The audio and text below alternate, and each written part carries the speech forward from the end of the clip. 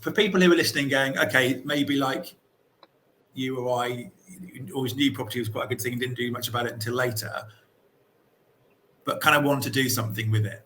And no, they maybe have, what's their next steps?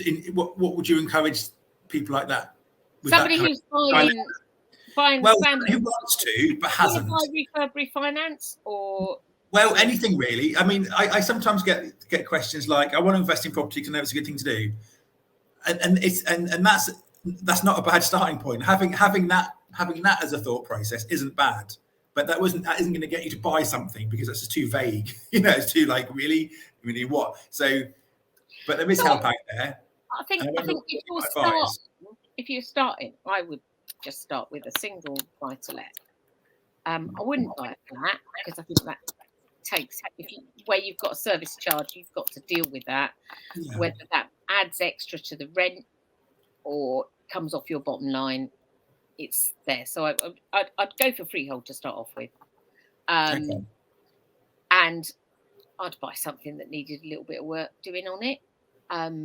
Might go for an exchange delayed completion, so exchange contracts and do the work in between, get it revalued, and hopefully get a mortgage on the new value.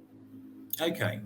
So that's the idea. I mean, I think that's often called momentum investing, isn't it? When you sort of improve something and you kind of pull money out and you get to your second one quicker than you would have done had you not done that. Yeah. So just speed everything up. But there's something for buying a property that's already let, because it cash flows from day one.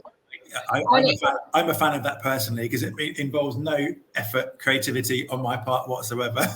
Yeah, and I'm not doing it. We bought 2 blocks of flats 6-7 years ago now, and they were fully let.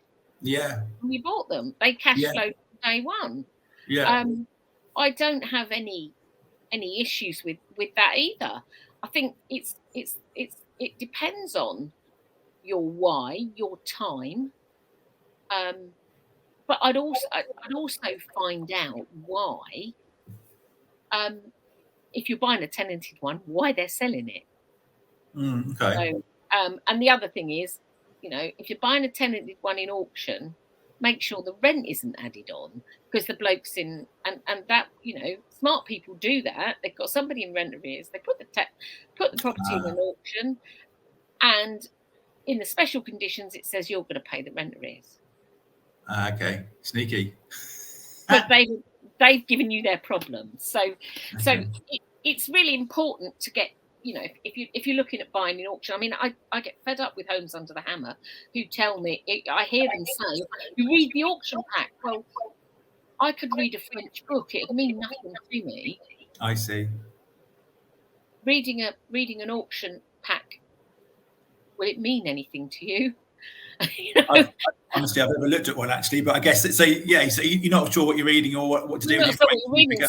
So from that situation, so is that a service that you offer as well? I mean, so could someone come and say, I have no idea what this means. Please, can you decipher it for me? Yeah, no, okay. I can, and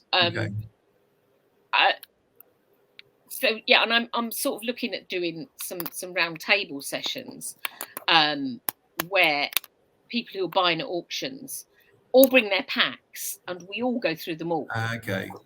So that they get to look at several packs, and it helps them do that. So okay. Well, I mean, what I'm picking up for this conversation sort of generally is that there's a lot to know and no one can know everything. And when you're starting, clearly that is the case. Yeah. But what I'm picking up is a lot. I don't know anything, vast majority of what you're talking about, to be honest. I can the basics of a deal. I kind of get the nuts and bolts of the title splitting or legal process or what questions to ask or legal pack. No clue. So I'm just thinking out loud. What would I advise someone listening here to do? Is be aware that you don't know what you don't know, and see if you can ask questions of people. So you and I are a fan of networking. We kind of do that and, picking up knowledge and giving it where we can. So it feels like one of those scenarios, like now people know your details are there. There are several areas you can advise on and point people in the direction of. Yeah. And I think as a power, people talk about power teams, don't they? Yeah. And it feels like you kind of got to have one because you don't know everything. and that's totally, you know, your builder. You don't know, you know, your plumber, you know, you don't know this stuff. So I like the idea of the message seems to me, get out there, expand your network, ask lots of stupid questions. I mean, and then this week you'll be at fine. Pitt, somebody used your network is your net worth on one of their slides. Yeah.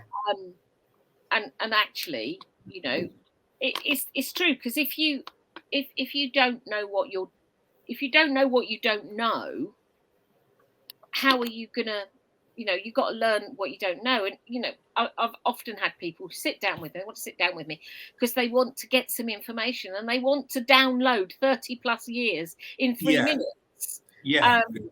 And, you know, it's a life's work. It's not something that happens. So you can go and read a book. So and you can Google stuff. Yeah. How do we feel about those options? I always there's also the other method of what I call pub law, which is matey down the road says to me, oh, that's good. Yeah. I can do this. Has matey down the road ever done it? Well, no, but they know what they're talking about. And I've lost count in my life the times I've had arguments about that's not true. You know, that is, you know, it's the it's one of the things particularly I get in wills is that unmarried people have got no rights. And I noticed that Mr. The money saving expert Martin Lewis has been banging on about it recently. It's been his thing. But then so no, mate down the road says they're common law wife, so they'll be fine. No, they're not. You know, and it's because they think that.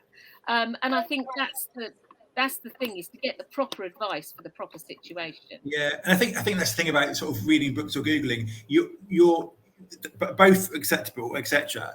But they won't. You're only getting the information you're asking for by reading the book. You're only getting the information from Google that you've asked for. You haven't got the information you haven't asked for, and you probably should have. And that's the beauty of the networking thing, and the sort of having people to talk to you about stuff, because they will take. In my head, a well-placed question is worth lots of value, because it'll take your head somewhere else, and it'll probably expose an area of weakness or whatever else. So I think that's from my mind why you can't replace networking and power teams with books and Google. I've got a great friend who's also a property mentor I've worked with in the past. Yeah. Who his first words to every question almost are, "It depends." Yeah. Which is quite frustrating when you're asking a question, because you want a simple answer. Somebody bought him a T-shirt with "It depends" on it once.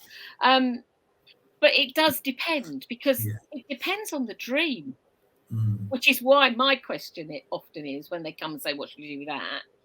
Tell me what the dream is.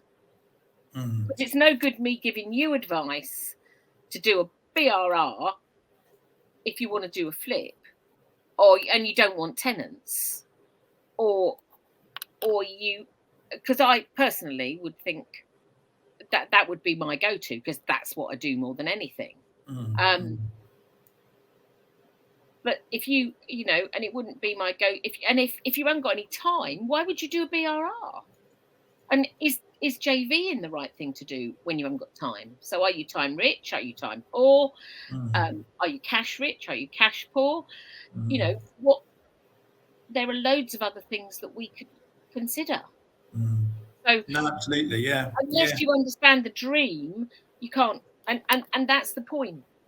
One of the things that going to Googling and reading books gives you is shiny penny syndrome, and you're off on one. Oh, I could do this. I could do that. I could do this, and that often isn't helpful.